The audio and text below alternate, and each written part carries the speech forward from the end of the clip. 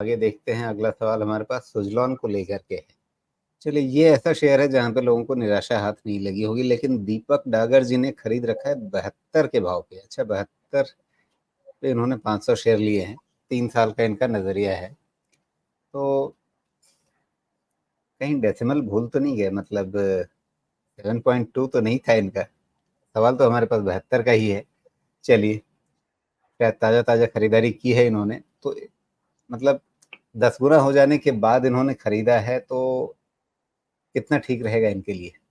3 साल नहीं, अगर देते हैं सुजलॉन, तो? हाँ, सुजलॉन को दो तरीके से समझेंगे आप। पहली चीज़ कि इन आइसोलेशन अगर आप सीजनैलिटी के हिसाब से देखेंगे तो सुजलॉन का रिजल्ट तो बहुत अच्छा था, कोई दिक्कत नहीं है। लेकिन जब कोई कंपनी टर्न अराउंड हो रही होती है ना, तो उसका उसको थोड़ा-सा ग्रोथ ओरिएंटेड स्टॉक के हिसाब से भी देखना पड़ेगा। मतलब क्वार्टर ऑन क्वार्टर भी मामला आपको इम्प्रूवमेंट दिखना चाहिए। दोनों का एक अच्छा बैलेंस होना चाहिए। मतलब ऐसा क्यों होता है? चूँकि कंपनी टर्न अराउंड हो रही है, तो ऑफ कोर्स उसका पीछे का जो बेस है, वो तो बहुत ही कम है। तो आपको सिक्लिकैलिटी हटाते हुए अगर आप उसको मैच करेंगे ईयर ऑन ईयर का ग्रोथ, तब तो आपको बहुत ज़्यादा होता हुआ दिखेगा। लेकिन अगर वाई-ओ-वाई की ग्रोथ के साथ इसने क्वार्टर ऑन क्वार्टर ग्रोथ को भी अच्छा मेंटेन किया है, तब आप मान के चलें कि ग्रोथ में अभी भी एक्सेलरेशन है। लेकिन अगर कोई टर्न अराउंड हो रही है कंपनी और उसमें वाई-ओ-वाई ग्रोथ बहुत अच्छा दिख रहा है, लेकिन क्वार्टर ऑन क्वार्टर डिसेलरेशन दिखने लगता है, तो फिर थोड़ा फिर थमना चाहिए। क्यों थमना चाहिए? बिकॉज़ ऑफ टर्न अराउंड जो प्राइस अर्निंग मल्टीपल जो है, बहुत हाई फैक्टर होने लगता है। और अगर वाई-ओ-वाई ग्रोथ अच्छा होते हुए भी क्वार्टर ऑन क्वार्टर डिसेलरेशन हुआ, तो कहीं न कहीं हो सकता है कि वो मोमेंटम पे इश्यू आ सकता है। इसलिए इस केस में दोनों को हमेशा एनालाइज़ करना चाहिए। इस तरह से करेंगे तो बहुत ज़्यादा कभी धोखा ज़्यादा नहीं होगा। एक आध बारी तो गलत जा सकते हैं, हमेशा जाते हैं। सुज़लॉन ने डिलीवर किया है रिज़ल्ट अच्छा, कोई डाउट होना नहीं चाहिए इसमें। और लेकिन जैसे ही आप आएँगे क्वार्टर ऑन क्वार्टर देखेंगे तो यहाँ पे सेल्स भी थोड़े से थके हैं, 2200 करोड़ से 2000 करोड़ की तरफ, तो ऑलमोस्ट 8% के आसपास का सेल्स भी डाउन है। लेकिन फिर भी इसके बावजूद भी आपका प्रॉफिट मार्जिन इम्प्रूव हो गया है क्वार्टर ऑन क्वार्टर, और उसके बाद भी क्वार्टर ऑन क्वार्टर आपका प्रॉफिट ग्रोथ भी 20% का रफली है।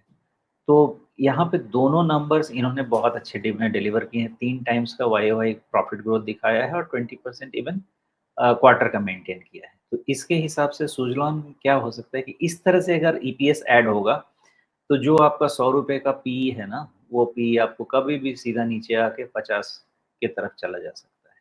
अगर 100% 2 बार ग्रो हुआ, तो हो गया आपका पीई एकदम से नॉर्मलाइज़ हो जाएगा।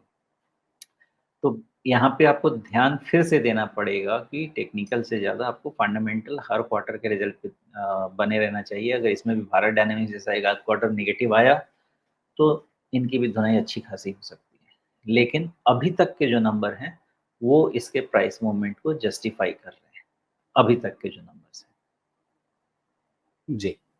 लेकिन कम से कम ये जो अभी सबसे तिमाही है, इसमें क्वार्टर ऑन क्वार्टर तो आपको बहुत वैसी ग्रोथ नज़र नहीं आई है ना, ख़ास करके टॉप लाइन में, क्योंकि आपको लगभग पिछली बार 2200 का आंकड़ा था, इस बार घट ही गया मामला सेल्स का, तिमाही नतीजों की अगर हम बात करें तो। भले मुनाफ़ा हमें बढ़ा हुआ दिखा है, लेकिन टॉप लाइन कहीं पे अटकी है थोड़ी-सी।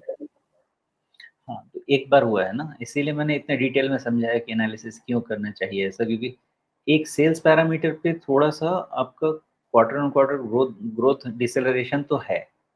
लेकिन सेल्स आपका जो सीज़नैलिटी हटा के आप देखेंगे, सीज़नैलिटी सीज़नैलिटी के लिए अगर आप एडजस्ट करेंगे, वाई-ओ-वाई में जाएँगे, वहाँ सेल्स पे कोई इश्यू नहीं है, बहुत ज़्यादा इश्यू नहीं है। और थोड़ा बहुत क्वार्टर ऑन क्वार्टर है भी, तो इसको इग्नोर कर देना चाहिए, बिकॉज़ अभी भी ये मार्च से ऑपरेटिंग जून में मार्जिन हर बार मार्च से जून में हर बार इनका सेल्स थोड़ा डिप होता है।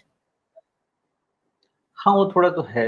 ये सीज़नैलिटी पीछे भी दिख रही है कि मार्च के बाद जून में सेल्स डिप हो रहा है। वो जी। भी आप एक बेनिफिट ऑफ डाउट दे सकते हैं, लेकिन अगर मार्जिन इम्पैक्ट होता था, मतलब कि आपके पास इनपुट मटेरियल में कॉस्ट ज़्यादा अगर आता था, इन्फ्लेशन का इम्पैक्ट आता था, हाँ, तब लेकिन मार्जिन हो सकता मार्जिन था तो कि सुधरा प्राइस है, क्योंकि एडजस्ट, मार्जिन मार्जिन तो सुधरा सुधरा है, है। प्रॉफिट भी जी। क्वार्टर ऑन क्वार्टर 20% बेटर ही है। तो इतने मूवमेंट, अच्छे मूवमेंट के बावजूद बावजूद भी अगर आपको 20% का प्रॉफिट मूवमेंट दिख रहा है क्वार्टर ऑन क्वार्टर, नंबर्स तो मेरे हिसाब से अच्छे कंसीडर किए जाने चाहिए। थोड़ा बहुत जी, करेक्शन होगा, ओके है, बिकॉज़ बहुत ज़्यादा मूव हो चुका है स्टॉक। बट अदरवाइज़ नंबर अभी उतने डिसअपॉइंटिंग डिसअपॉइंटिंग तो किसी तरीके से नहीं। जी।